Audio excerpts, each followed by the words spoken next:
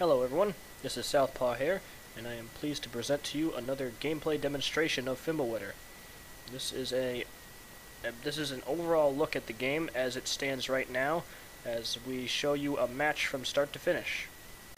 The game is definitely a lot more complete than it was in the last demonstration. There's all the new features that have been mentioned in the update videos are in here, such as the Fimblewitter working properly and the new type of structure capture. Actually, I don't even think the altars were in the last video, so this will be a lot more involved than last time.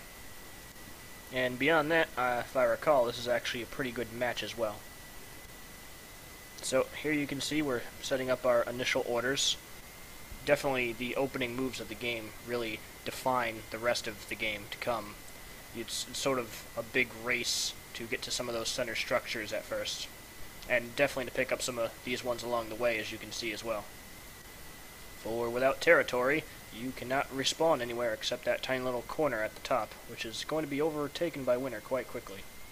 So you can see each team has some characters heading towards the center, some characters picking up stuff in their own area, and of course two characters over on the left there heading towards the spire. And characters meet in the center at first, and we are fighting. The battle is on. So right now we've both entered the battle with 120% strength, because that's an extra 10% for the terrain, which we are both on our favorite terrain of plains, and an extra 10% for altars, of which we each own one.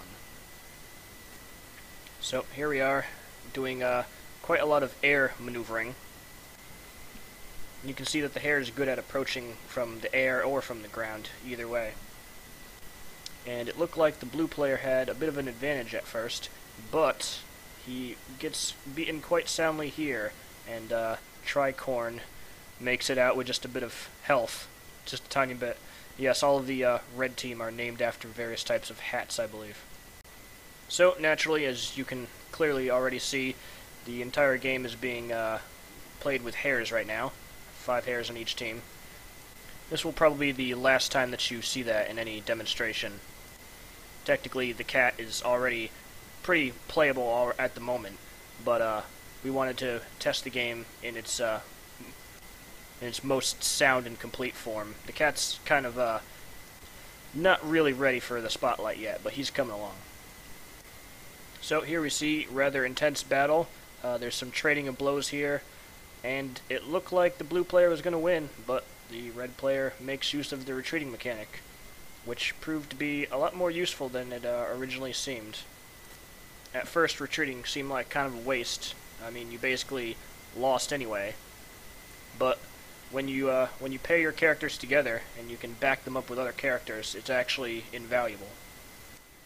But speaking of which, here's a situation where retreat just probably isn't possible. You see Tricorn has quite a very little bit of life, and yeah, he did not even survive until the point where retreat was allowed. So, battles are popping up and being concluded all over the map at first. Definitely the beginning part of the game is rather chaotic. Everyone's scrambling to get those structures. So, these hare versus hare battles can definitely be quite intense. It's a lot of rushing each other down, 2 rushdown characters versus each other. So you have lots of running at each other, some air dashing, some dive kicks, all sorts of stuff. And you can see the players mixing it up with high and low attacks, throwing in a grab every now and then when appropriate. As such, you can see them making use of that new stomp maneuver, although it doesn't quite hit as often as you might think. And another character goes down, and now the ranks of each side sort of start to thin out a bit. Red team has lost 2 characters, and blue team has lost 1, and they are injured on both sides. We still haven't seen any super moves because they haven't had time to build up yet, which, again, they are now built so that you do not lose your super energy when your character is defeated. So they don't gain any while they're respawning, but they will retain the amount when they respawn. So it's a lot more likely to see super moves. They're just going to occur a little later in the game. So these players continue to duke it out, trying to find openings in each other, and they find a few here and there. You can see a big part of some of the extended battles with the hare is knowing how to use your air element energy, which limits when you can use a lot of your more potent moves. So now, back here on the map screen, we can see that the blue player has a bit of an advantage now. He has 4 characters left to the red team's 2, and one of the red characters is actually quite injured still. And we also have a character with a fully charged super move. And there it is.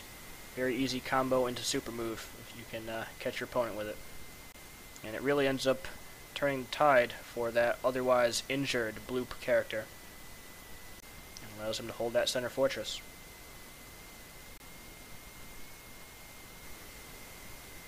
So now blue player has a pretty strong position, and this is also about the end of the beginning game, the early game section.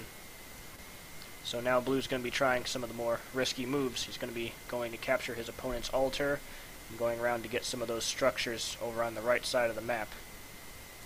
And going for red's starting base as well. So very aggressive moves all around.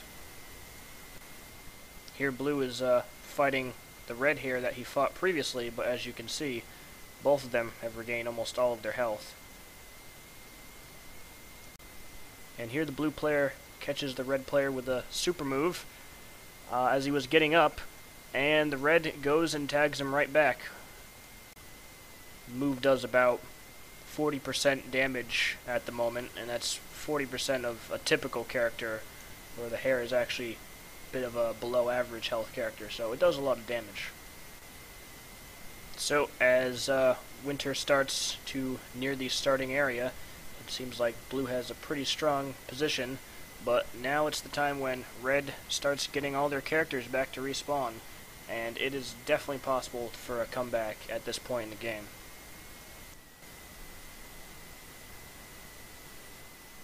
So here we see both players actually playing kind of defensively, lots of guarding, and lots of grabs thrown in to mess up with the guarding. Blue player gets down real low, and of course it's actually quite easy to retreat with a hare, and red player decides to just do a little dance instead. Oh, but of course the blue player actually retreated onto the mountain, which is not useful at all. That is, he's not going anywhere anytime soon at completely low health on a mountain. It actually turned out he got caught on the water, as you can see from the terrain we're on right now. Somehow he's actually on that tiny little river that's almost impossible to land on. And definitely blue pays for their risky maneuver, because red defended their area no problem. And they are coming back for round 2 in the center area. And he's defending his home base too. And you can see the blue player is in no condition to keep up with this fight. He's going to try to wait it out till he can retreat, but it doesn't happen. And as you can see, despite the fact that there are no taunts in the game yet, the players are able to find creative ways to taunt their opponents regardless. So here we go. This is definitely comeback potential right here. Now, the red player really outnumbers the blue player in terms of what they have near the center of the board. So it really poses the question of whether it was worth it for blue to spread his forces too thin. Maybe he was in a good position, but not quite as good a position as to do this. But he, one-on-one, he's still fighting valiantly. You can see the blue player using a lot of his various acrobatic tricks. And red player showing that you don't have to be fancy. But there was the turning point. The red player tried to use the get-up attack, which really isn't that good at the moment. For the hare anyways. Only hits in a very small range in front of him. And that just didn't work out for him. And so here comes the rest of the red army. As blue player continues his plot to move around the perimeter of the map. The blue player has his super move again, because he does have a spire advantage, allowing him to throw out those super moves pretty regularly. Both hares trying to jump on each other's heads simultaneously. And here comes a super move, catching the other player, but he falls out and gets punished, and wow. You would have thought that would have been a good move, but sometimes some emergent situations like that just come up where, no, that super move will not work well in that situation. So yeah, awkward hitboxes will be awkward. So, again, now this game starts taking a turn for where a lot of the games tend to go, pretty much almost inevitable, which is right at the center of the map, at that middle spire, is where things tend to go wrong. Pretty much that is the holding point, due to the way those forests are set up and those two fortresses right next to it. That is pretty much where you hold the line for the entire game, really. Here we see that super move for the hair is really fast, and you can use it to punish a lot, but again, the blue player whiffs with it, so it's definitely not good just any old time. It's fast, but you gotta have a purpose to it. Kick, kick, kick. And just like that, red is taking over. They say, no, we will not go silently.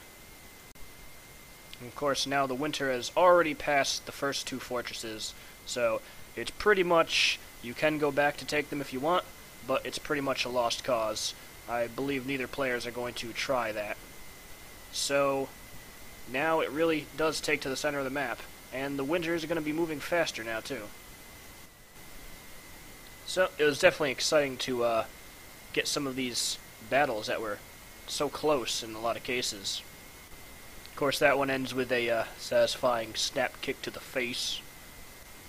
But yeah, what you're going to end up seeing here a lot in the center is blue player is going to be sending his wounded back to his fortresses. Red's going to be recovering at his one fortress, and there's going to be a lot of respawning right around this center area until one side really pushes through the other. And it can be hard, because the respawn rate is decent. It's not, like, overbearing, but with retreating and respawning together, you can really hold for quite a long time. Here we see some of the basic combos, the slash into the launcher, bringing them up to the platform. And of course, the throws end with a knockdown, where you can try to predict how they're going to get up off the ground after the knockdown, and see what you can hit them with as they try to get up. Here we see the forest terrain, which is fairly rare. Of course, the platform arrangement is kind of neat, but hares are at a little bit of a disadvantage power-wise in the forests, so they don't really want to be there. And the red player manages to catch the other character with a super move from behind. And since it's so fast, he just doesn't have the time to reverse his guard and block it. It's pretty much instantaneous if you're already right next to the opponent. So, here of course we see the blue player has a super move ready yet again, and he uses it right there as the opponent is rolling to get up. Which, it's kind of a mean trick, but effective. You're invulnerable while you're rolling, but you are vulnerable and cannot block for that brief moment at the end of the roll when you're standing up. So if you see your opponent rolling, he is vulnerable for a very brief time, and that super move is so fast, it will hit you whenever. And a trick like that is what made that fight winnable for blue player in that case. So yeah, fighting over that spire, it's been neutralized, and blue player's fighting to take it back. Red player running out of characters again for a little while, but he'll be back, trying to take that spire again. Oh, but actually, a little bit of revenge here. Red player wants to try to take the blue player's altar for the strength bonus, just as the blue player tried to do earlier in the game. Right now the blue player is fighting at a 10% strength bonus because he has more altars, but red player would love to swing that back around. Man, you can definitely see in these battles just how fast the hair really is. Of course, it's an iconic feature, but he's just so fast. In the air, on the ground, he can run. he can air dash, he can dive. And that's pretty much, you really gotta literally stay on your feet as the hare and keep moving. That's the name of the game with him. And you can probably see how close a lot of these battles are. It's definitely no exaggeration to say that these 10% bonuses here and there really swing it for one player or the other. Of course, this battle is definitely not going to be close. This hare is on the verge right now of being wiped out, but he gets away. For how long, you wonder? He only gets to move a short distance away, but he is backed up by his friend, which is why it is good to move in pairs. So here we see Fiver run away as Zeta says, "Don't worry, I'll take this one." Coming in with full health and a full super move. And getting promptly smacked in the face. And he uses the super move and whiffs it because he was facing in the wrong direction, which happens sometimes. So now it was a pretty even fight, but actually Mr. Zeta is getting beat up quite badly. See the red player making use of that getaway maneuver from on the ground. And now the blue player is running away. And the hat runs away too. Everybody runs away. It's basically a stalemate at this point. Everyone's low on health. And up north, the red player is already taken that structure, but then blue player respawns. And he's going to give it his all to defend it. I think the red player might actually be fighting on water, which is why he actually wants to run away here. He's at a bit of a disadvantage. And so he runs back away. He definitely wants to be fighting on his home terrain. He wants every advantage he can get. So, blue player has one more character to go towards the center, and here he's going to try to pincer the red player. But now it's time to respawn more red characters, and so the assault will begin again. Catching Fedora with the super move and trapping him in the corner with that pressure. Of course, like any good fighting game, getting trapped in the corner is never a good thing. It's definitely possible to escape, or at the very least get pushed into a forced retreat. But it can be rough. So, here we go again. Some nearly full health characters return after being healed a bit. And they dash in on each other, trying to find openings. One sort of air dashes right into being kicked. They're both going after each other at the same time. There are dive kicks, there are slashes. And red player happily takes that one with some happy hops at the end. There's definitely some potential for humor just in the fact that you can do whatever you want at the end of the battle, if you desire. And now red team has respawn characters, blue team has some respawn characters. Both forces are actually getting back up to full strength again. Oh, blue tries to punish that super move. Doesn't quite do it, but it was an easy battle from there anyways. So I think what happens in this case, and a lot of times on the map, the real power with blue right now is just the fact that they're gaining super energy so fast because they have so many spires. Because both teams are fighting for that center of the map, but blue has the right side of the map, which means he has those extra 3 spires compared to what red has. And that was interesting. You would have thought that that super move would have really punished, or at least hit the red player there, but it actually goes a bit forward before it starts hitting. So again, awkward hitboxes. Doesn't work exactly the way you might think. And blue player is trying to move away yet again. All of his characters are kind of injured now, except for over here. Punishing that get-up attack. Get-up attack is good to say, get away from me, but it's punishable. And of course, a lot of times you can see the characters faking out each other that they're going to retreat too. They say, I'm going to retreat, start running in that direction, and then come back with a dive kick or something like that.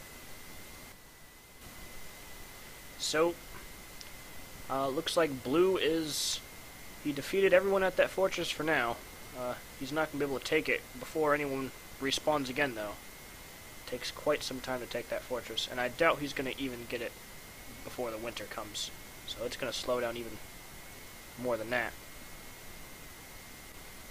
It's actually fun to see how the territory really comes into play. Even though all the mechanics with it aren't all there yet, I mean, territory is going to play an even bigger role when some of the map-based abilities come into play.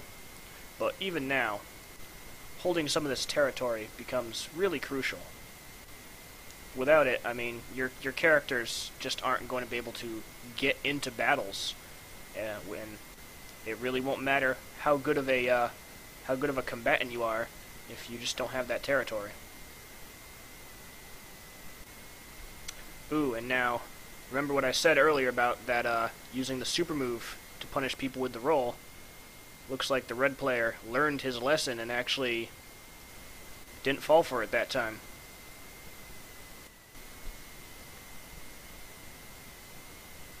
So, now we're in actually kind of an awkward situation. Blue player is taking the fortress, and red player is taking the spire. So, effectively switching positions there. And blue player is even considering whether or not it's worth it to try to take that fortress. It's gonna take forever now. Hurricane kick. Meanwhile, this battle over here. Blue player techs a throw handily, and then gets quickly knocked down again.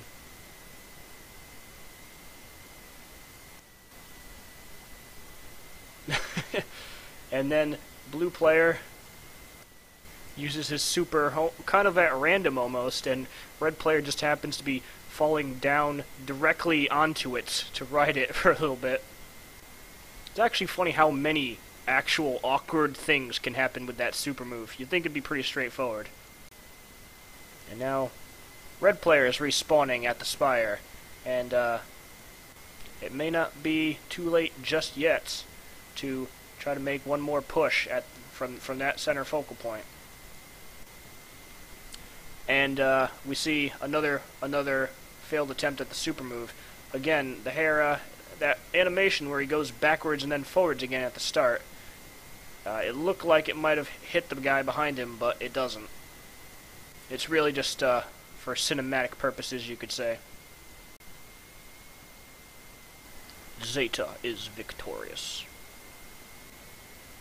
So now it is definitely getting more towards the late game, and red has their work cut out for them, but it's not impossible to pull something out here, as all their characters are pretty much ready to respawn for their last time.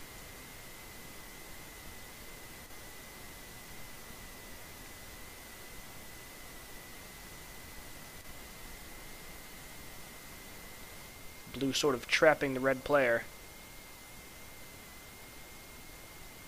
locking him down, but again, red player does not want to go down without a fight. And he gets away.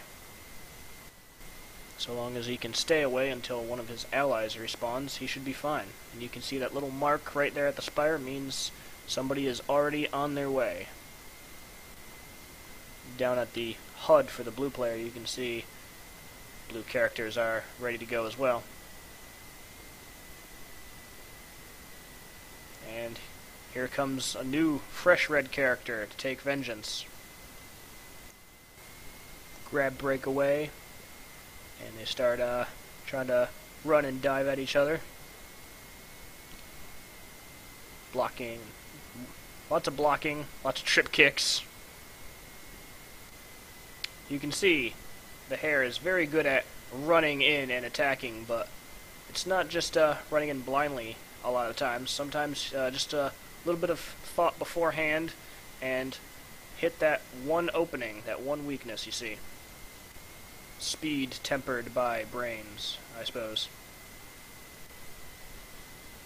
And now, as the winter covers over half the map now, pretty safe to say the world's over at this point. But that's not going to stop our players. There's definitely a very intentional, sort of sad, melancholy theme intended here with Fimblewitter. Basically, it's the end of the world, and these characters are just fighting to survive. There's really not going to be any winners here.